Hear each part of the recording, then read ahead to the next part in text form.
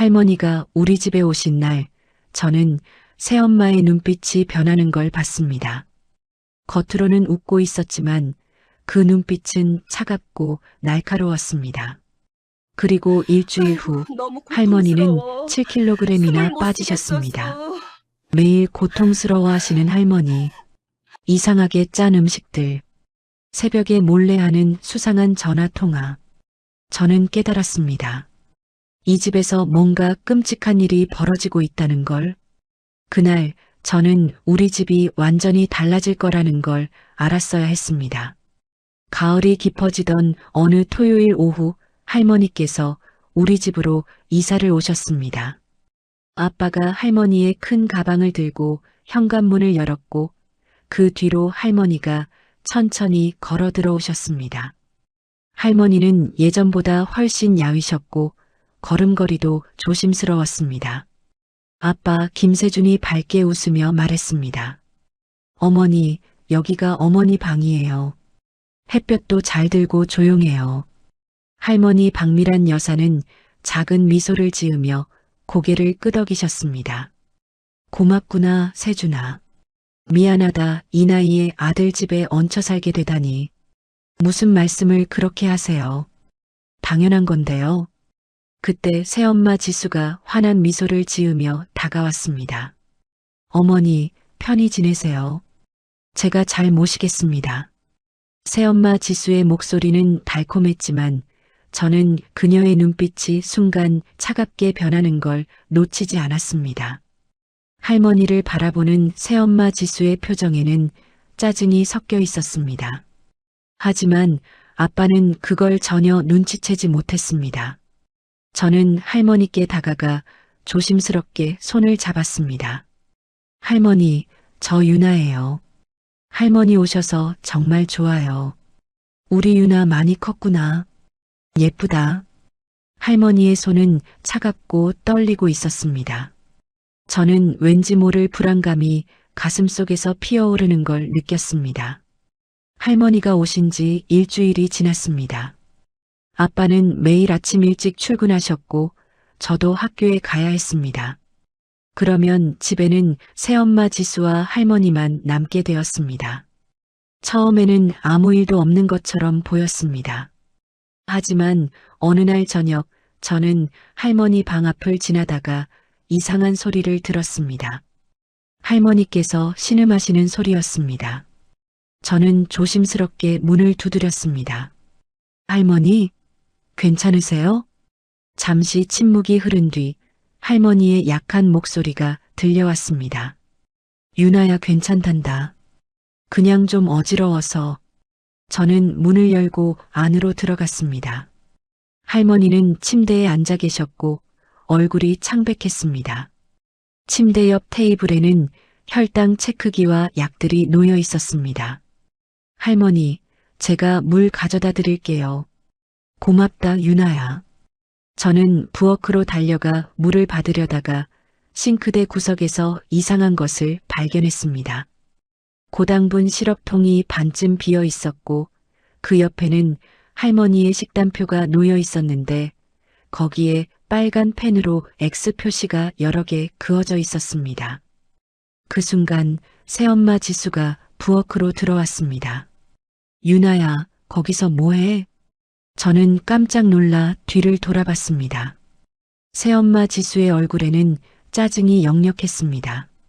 아, 할머니 물 드리려고요. 그래, 빨리 가져다 드려. 그리고 할머니 방에서 너무 오래 있지 마. 할머니 쉬셔야 해. 새엄마 지수의 목소리는 날카로웠습니다. 저는 물을 들고 할머니 방으로 돌아갔지만 머릿속에는 싱크대 구석의 시럽통이 계속 떠올랐습니다. 그날 밤 저는 잠을 이룰 수 없었습니다. 새벽 2시쯤 목이 말라 물을 마시러 일어났습니다. 복도를 지나는데 거실에서 희미한 불빛이 새어나오고 있었습니다. 저는 조심스럽게 거실 쪽으로 다가갔습니다. 새엄마 지수가 소파에 앉아 전화 통화를 하고 있었습니다. 목소리는 낮았지만 복도에 숨어있던 저에게는 또렷하게 들렸습니다. 응, 정우야, 조금만 더 참아. 의사가 그랬잖아. 저염 저당 식단 안 지키면 위험하다고. 나는 정반대로 하고 있어. 저는 숨을 죽였습니다. 심장이 빠르게 뛰었습니다. 전화기 너머로 남자의 목소리가 희미하게 들렸습니다. 보험금은 확실해? 3억이야. 수령이는 김세준이지만 내가 처리할 수 있어. 걱정 마. 언제쯤? 의사 말로는 이렇게 관리하면 한 달, 2달, 그 정도면 될 거야. 그러면 우리 바로 떠나는 거야. 저는 몸이 얼어붙는 것 같았습니다. 새엄마 지수가 할머니를 죽이려고 한다는 걸까요? 새엄마 지수가 통화를 끝내고 한숨을 내쉬며 중얼거렸습니다. 빨리 끝났으면 좋겠어. 이 지긋지긋한 집에서. 저는 최대한 조용히 제 방으로 돌아왔습니다. 이불을 뒤집어 쓰고 떨리는 손으로 스마트폰을 꺼냈습니다. 제가 뭘 해야 할지 막막했지만 한 가지는 확실했습니다. 할머니를 지켜야 한다는 것. 다음 날 아침 할머니의 상태는 더욱 나빠 보였습니다. 아침 식사 시간 새엄마 지수가 할머니께 식사를 가져다 드렸습니다. 저는 일부러 식탁 옆에 앉아 새엄마 지수의 행동을 지켜봤습니다. 새엄마 지수가 환하게 웃으며 말했습니다. 어머니, 오늘은 특별히 맛있는 젓갈 반찬 준비했어요. 드셔보세요. 할머니는 조심스럽게 젓갈을 한 입 드셨다가 미간을 찌푸리셨습니다. 이게 좀 짠 것 같구나. 아, 그래요? 제가 간을 좀 잘못 맞췄나 봐요. 죄송해요, 어머니. 새엄마 지수의 사과는 겉으로만 공손했습니다. 저는 새엄마 지수의 얼굴에 스치는 차가운 미소를 봤습니다. 할머니는 억지로 밥을 드셨지만 얼굴은 점점 창백해졌습니다. 식사 후 할머니는 혈당을 재셨는데 체크기의 숫자가 평소보다 훨씬 높게 나왔습니다. 세준아, 이게... 아빠 김세준이 놀라며 달려왔습니다. 어머니, 왜 이렇게 높아요? 어제 저녁에 뭐 드셨어요? 아무것도. 지수가 준 식사만. 새엄마 지수가 재빨리 끼어들었습니다. 어머니, 혹시 몰래 간식 같은 거 드신 거 아니에요? 제가 준 건 다 당뇨식이었는데. 아니야, 나는. 할머니는 말을 잇지 못하고 고개를 떨구셨습니다. 아빠는 걱정스러운 표정으로 할머니를 부축해 방으로 모셨습니다. 저는 식탁에 남아 새엄마 지수를 바라봤습니다. 새엄마 지수는 아무렇지 않게 설거지를 시작했고 휘파람까지 불었습니다. 그 순간 저는 결심했습니다. 증거를 모아야 한다고. 할머니를 지키기 위해서라면 뭐든지 해야 한다고. 그날부터 저는 집안의 모든 것을 관찰하기 시작했습니다. 학교에서 돌아온 후 저는 일부러 숙제를 거실에서 했습니다. 새엄마 지수의 행동을 지켜보기 위해서였습니다. 새엄마 지수는 오후마다 할머니께 건강차라는 것을 끓여드렸습니다. 어느 날 오후 새엄마 지수가 부엌에서 차를 끓이고 있을 때 저는 슬쩍 부엌 쪽을 바라봤습니다. 새엄마 지수는 주전자에 물을 끓이면서 찬장에서 작은 약병 같은 것을 꺼냈습니다. 새엄마 지수는 주위를 살피더니 그 약병에서 하얀 가루를 찻잔에 조금 넣었습니다. 그리고는 재빨리 약병을 다시 찬장 깊숙한 곳에 숨겼습니다. 저는 심장이 쿵쾅거렸지만 아무렇지 않은 척 공책을 들여다봤습니다. 새엄마 지수가 차를 들고 할머니 방으로 들어가는 것을 확인한 후 저는 조용히 부엌으로 갔습니다. 찬장을 열고 새엄마 지수가 약병을 숨긴 곳을 찾았습니다. 손을 뻗어 약병을 꺼내보니 라벨에는 이뇨제라고 적혀 있었습니다. 저는 스마트폰을 꺼내 약병을 사진으로 찍었습니다. 손이 떨렸지만 최대한 또렷하게 찍으려고 노력했습니다.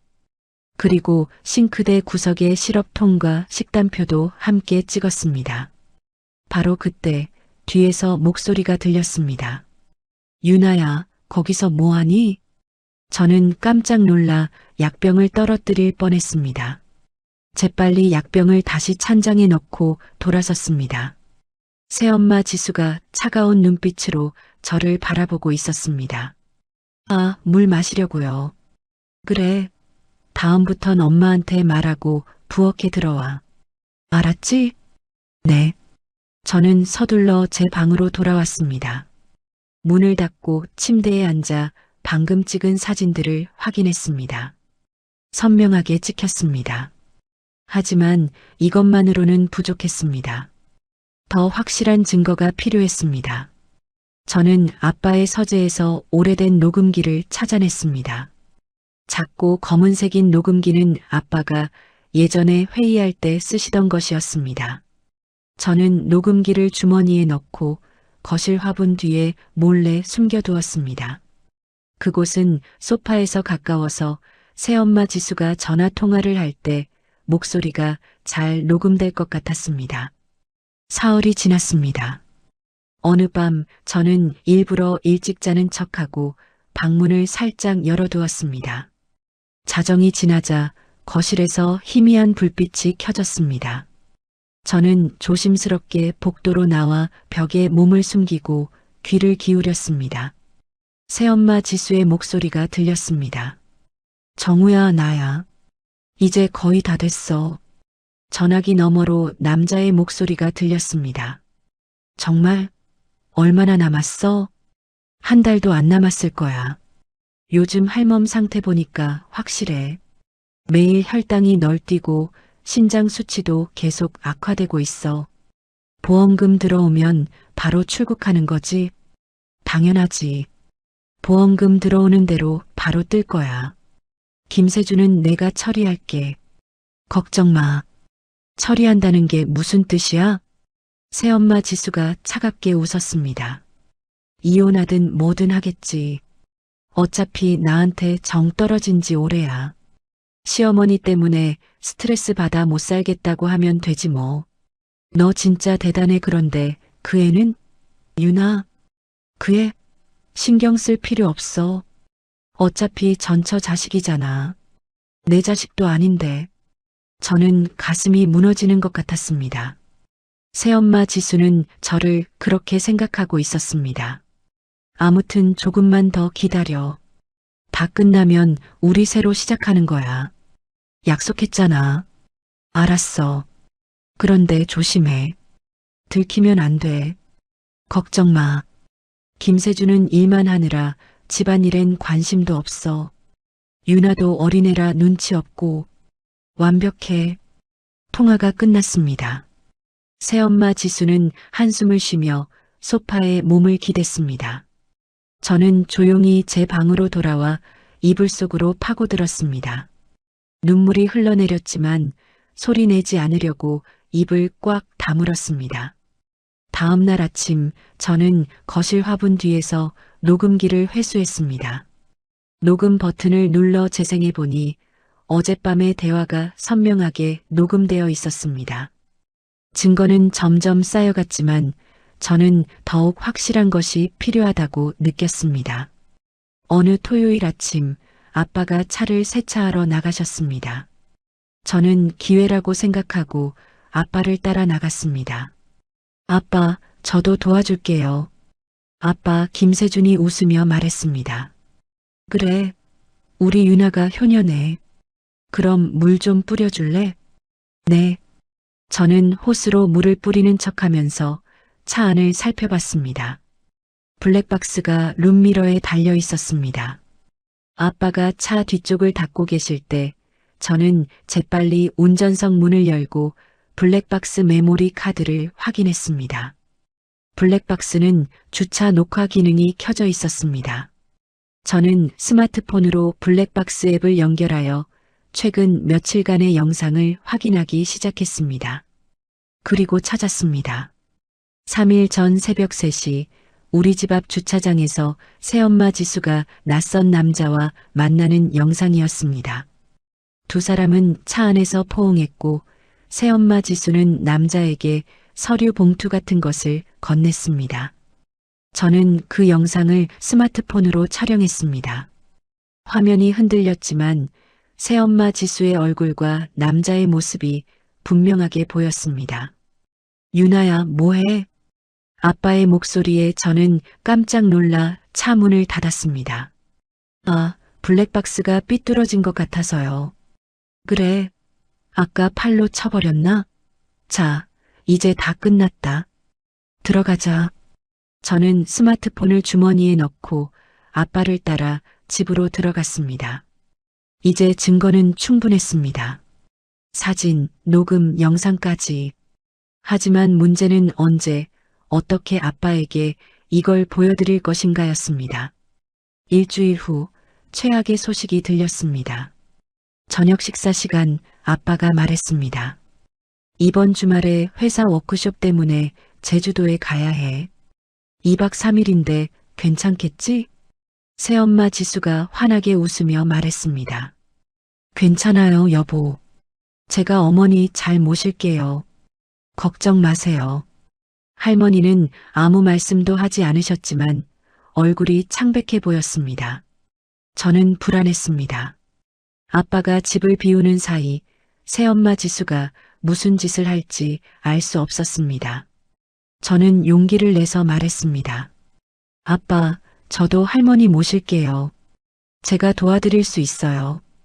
아빠가 제 머리를 쓰다듬으며 말했습니다.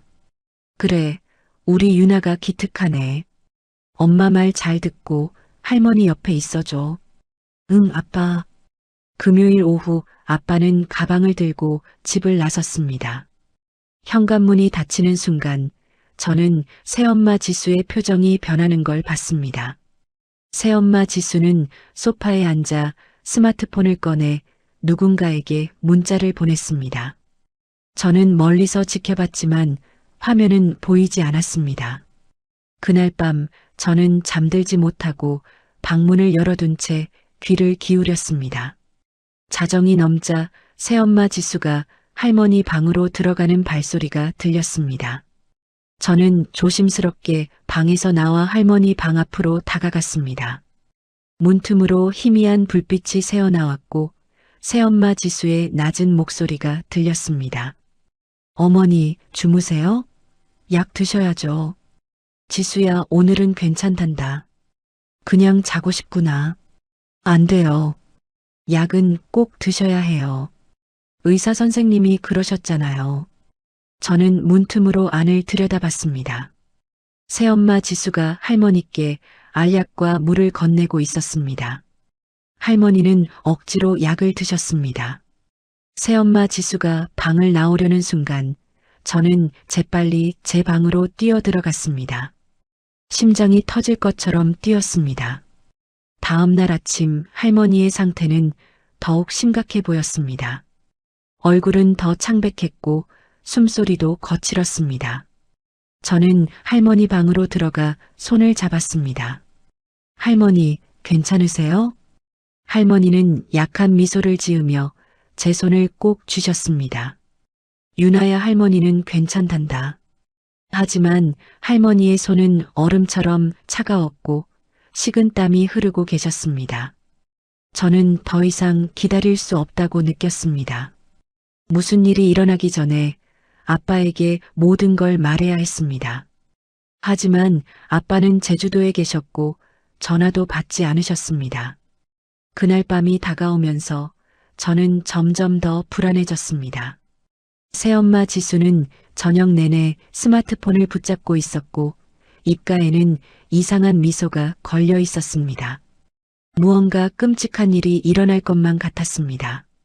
토요일 밤이 깊어갔습니다. 저는 방에 누워 있었지만 잠이 오지 않았습니다. 시계를 보니 밤 11시였습니다. 아빠는 내일 오후에나 돌아오신다고 하셨습니다. 그때까지 제가 할머니를 지켜야 했습니다. 복도에서 발소리가 들렸습니다.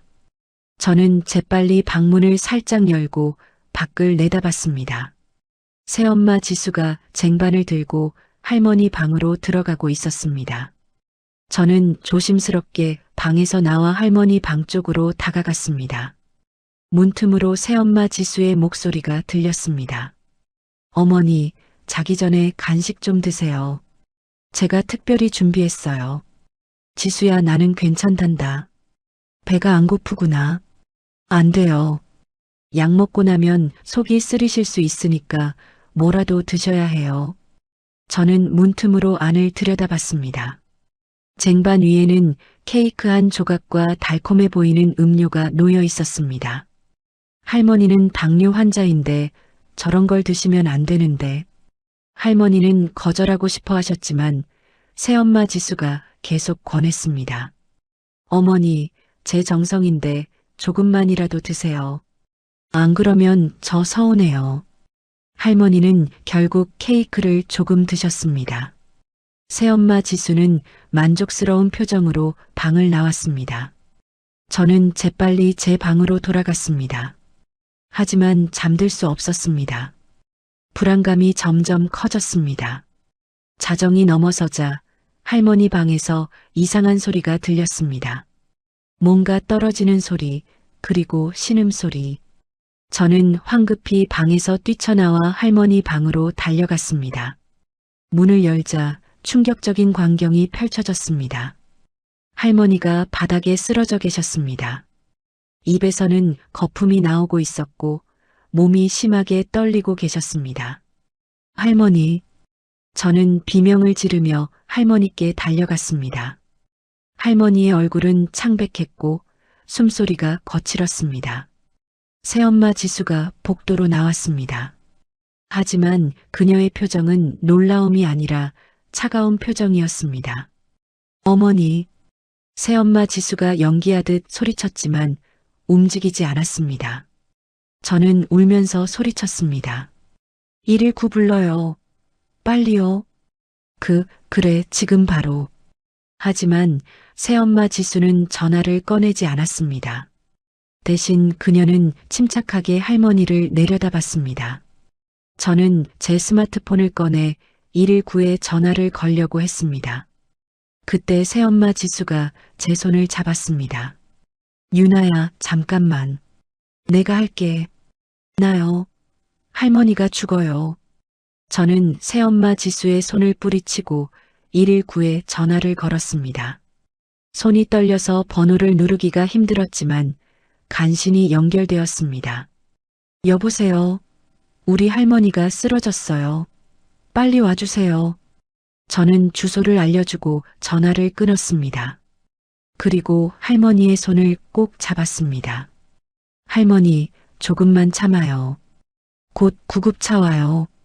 새엄마 지수는 뒤로 물러서서 스마트폰을 꺼냈습니다. 그녀는 누군가에게 문자를 보냈습니다. 저는 그 순간 새엄마 지수가 정우에게 연락하고 있다는 걸 확신했습니다. 10분 후 구급차가 도착했습니다. 구급대원들이 할머니를 들것에 옮겼고 저는 할머니와 함께 구급차에 탔습니다. 새엄마 지수도 따라 탔지만 그녀의 얼굴에는 짜증이 역력했습니다. 응급실은 차갑고 밝았습니다. 의사들이 할머니를 응급처치하는 동안 저는 복도에서 떨면서 기다렸습니다. 새엄마 지수는 멀찌감치 떨어져 앉아 스마트폰만 들여다보고 있었습니다. 저는 아빠에게 전화를 걸었습니다. 한 번, 두 번, 세 번 드디어 아빠가 받았습니다. 유나야? 왜? 무슨 일이야? 저는 울면서 말했습니다. 아빠, 할머니가 쓰러졌어요. 지금 병원이에요. 뭐? 지금 어느 병원이야? 저는 병원 이름을 알려드렸습니다. 아빠는 바로 출발하겠다고 하셨습니다. 30분 후 의사가 응급실에서 나왔습니다. 저는 황급히 달려갔습니다.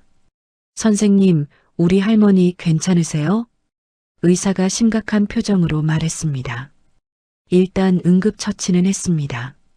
하지만 상태가 좋지 않습니다. 환자분의 혈당 수치가 비정상적으로 높았고 신장 기능도 급격히 악화되었습니다. 새엄마 지수가 다가와 걱정스러운 척 물었습니다. 선생님, 어떻게 된 거예요? 제가 당뇨식으로 식사를 준비했는데. 의사는 새엄마 지수를 날카롭게 바라봤습니다. 환자분의 혈액 검사 결과를 보면 최근 며칠 동안 고당분, 고염분 음식을 지속적으로 섭취하신 것으로 보입니다. 게다가 이뇨제 성분도 검출되었습니다. 그럴 리가요.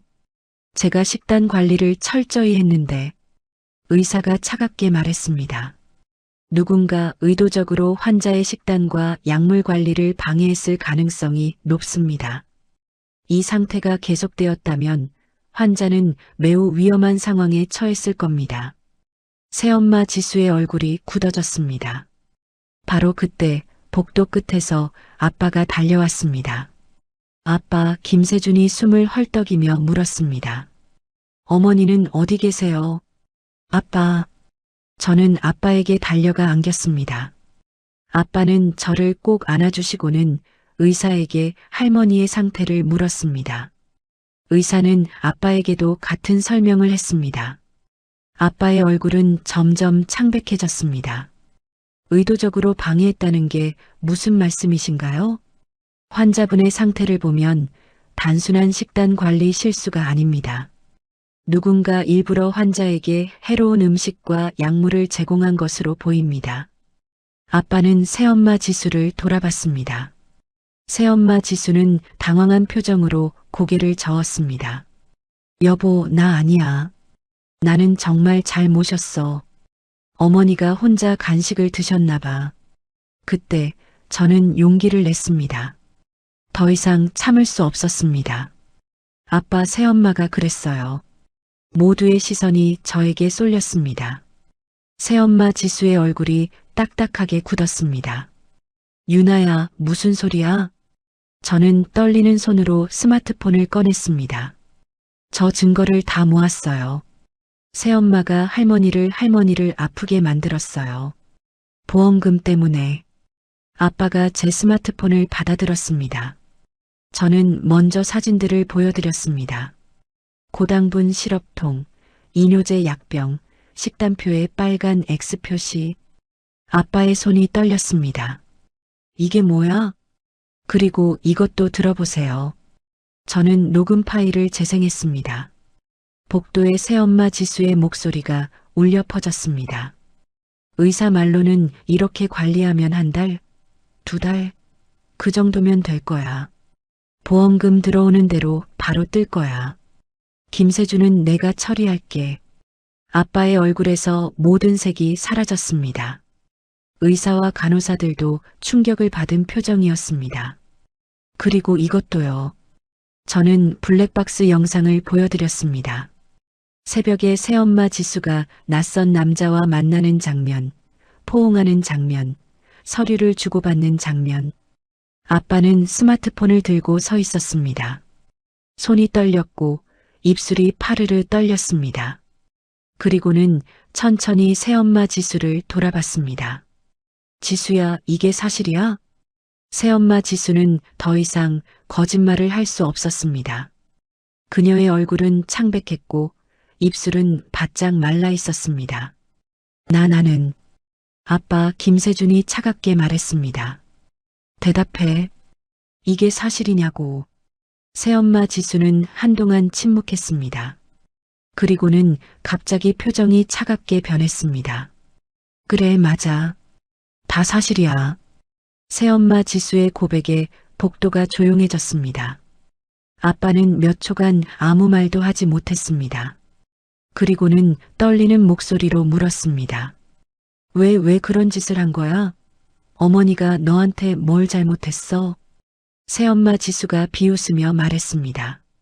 잘못? 아무것도 안 했지. 그냥 존재 자체가 짐이었어. 시어머니, 전처 자식 다 필요 없었어. 나는 그냥 자유롭고 싶었을 뿐이야. 보험금 3억 때문에 내 어머니를 죽이려고 한 거야? 그래, 맞아. 그 돈이면 정우랑 새로 시작할 수 있었어. 너 같은 무능한 남편이랑 사는 것보다 훨씬 나았을 거야. 아빠의 주먹이 떨렸습니다. 하지만 그는 주먹을 휘두르는 대신 스마트폰을 꺼내 112에 전화를 걸었습니다. 여보세요, 경찰서죠? 살인미수 및 노인 학대를 신고하고 싶습니다. 새엄마 지수의 얼굴이 창백해졌습니다. 세준아, 잠깐만. 입 닥쳐. 너는 이제 내 아내가 아니야. 20분 후 경찰들이 병원에 도착했습니다. 경찰이 상황을 확인한 후 저의 증거들을 확보했습니다. 녹음 파일, 사진들, 블랙박스 영상 모두. 경찰이 새엄마 지수에게 수갑을 채우려 하자 그녀는 발버둥 쳤습니다. 싫어. 놔줘요. 나는 아무것도 안 했어. 조용히 하십시오. 지금부터 하시는 말은 법정에서 불리하게 작용할 수 있습니다. 경찰은 새엄마 지수를 데리고 갔습니다. 그녀는 끌려가면서도 계속 소리쳤습니다. 김세준, 너도 잘못이 있어. 너는 나한테 관심도 안 가졌잖아. 하지만 아빠는 돌아보지 않았습니다. 경찰이 마지막으로 아빠에게 말했습니다. 내일 경찰서로 오셔서 정식으로 진술해 주시기 바랍니다. 그리고 따님의 증거들이 결정적이었습니다. 용감한 아이네요. 경찰은 제 머리를 쓰다듬어주고 떠났습니다. 복도에는 아빠와 저만 남았습니다. 아빠는 한동안 아무 말도 하지 못하고 바닥만 바라봤습니다. 그리고는 저를 꼭 안아주셨습니다. 유나야, 미안해. 아빠가 너무 몰랐어. 너 혼자 이렇게 힘들었는데. 저는 아빠 품에서 울었습니다. 그동안 참았던 눈물이 쏟아져 내렸습니다. 아빠, 저 무서웠어요. 할머니가 죽을까봐 너무 무서웠어요. 괜찮아. 이제 괜찮아. 너 덕분에 할머니를 지켰어. 너 정말 용감했어. 우리는 한참을 그렇게 서 있었습니다. 일주일이 지났습니다. 할머니는 극적으로 의식을 되찾으셨고 중환자실에서 일반 병실로 옮겨지셨습니다. 의사 선생님은 기적이라고 하셨습니다. 저는 매일 학교가 끝나면 병원으로 달려갔습니다. 아빠도 매일 병원에 계셨습니다. 어느 날 오후 아빠가 할머니 병실에서 조용히 말했습니다. 어머니, 제가 회사에 사직서를 냈습니다. 할머니가 놀라며 물었습니다. 세준아, 무슨 소리니? 회사를 왜 그만둬? 어머니, 간병에 전념하려고요. 그동안 저는 일만 하느라 정작 중요한 걸 놓치고 살았습니다. 어머니도 유나도 다 외면했어요. 아니다, 세준아. 너는 잘못이 없어. 어머니, 이제 제가 제대로 할게요. 어머니를 잘 모실 거예요. 약속드립니다. 할머니의 눈에 눈물이 고였습니다. 아빠도 눈시울이 붉어졌습니다. 저는 할머니의 손을 잡았습니다. 할머니, 이제 제가 아빠랑 같이 지켜줄게요. 할머니 아프지 않게 제가 도와드릴게요. 할머니는 제 손을 꼭 쥐시며 말했습니다. 우리 유나, 너 덕분에 할머니가 살았단다. 고맙구나.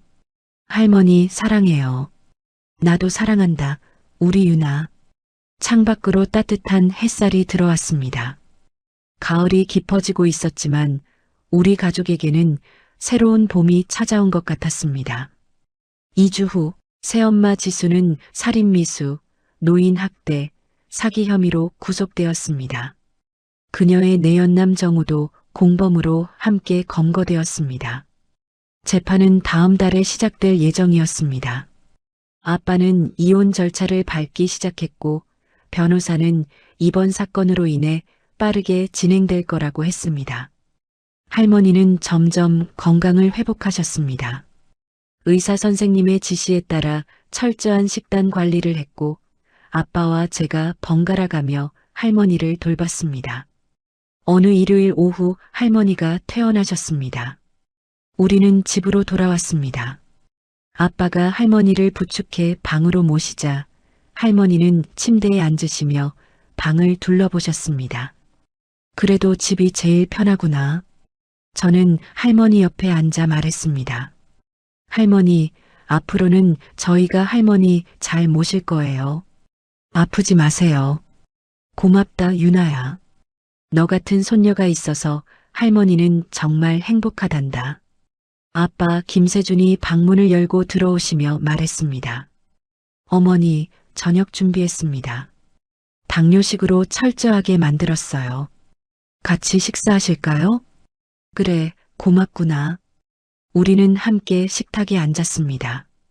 예전처럼 화려한 식사는 아니었지만 따뜻했습니다. 서로를 걱정하고 서로를 아끼는 마음이 담긴 식사였습니다. 저는 할머니와 아빠를 바라보며 생각했습니다. 가족이란 게 뭔지, 진짜 사랑이 뭔지, 그리고 제가 얼마나 소중한 사람들에게 둘러싸여 있는지. 창밖으로 저녁 노을이 붉게 물들고 있었습니다.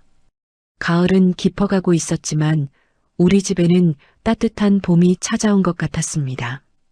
저는 환하게 웃으며 말했습니다.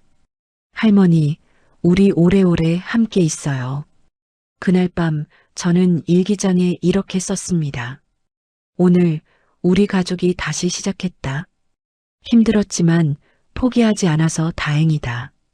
할머니를 지킬 수 있어서 다행이다. 그리고 아빠가 깨달아서 다행이다. 이제 우리는 진짜 가족이 될 것 같다. 창밖으로 별이 빛나고 있었습니다. 저는 별을 바라보며 조용히 속삭였습니다. 감사합니다. 할머니를 지켜주셔서 감사합니다. 여러분, 이 이야기를 끝까지 들어주셔서 감사합니다. 가족이란 게 뭘까요? 피를 나눴다고 다 가족일까요? 아니면 진심으로 서로를 아끼는 마음이 진짜 가족을 만드는 걸까요? 유나는 12살의 어린 나이에 할머니를 지켜냈습니다. 여러분 곁에도 지켜야 할 소중한 분이 계시지 않나요? 오늘 이야기가 마음에 와닿으셨다면 좋아요와 구독 부탁드립니다. 여러분의 작은 관심이 더 좋은 이야기를 만드는 힘이 됩니다.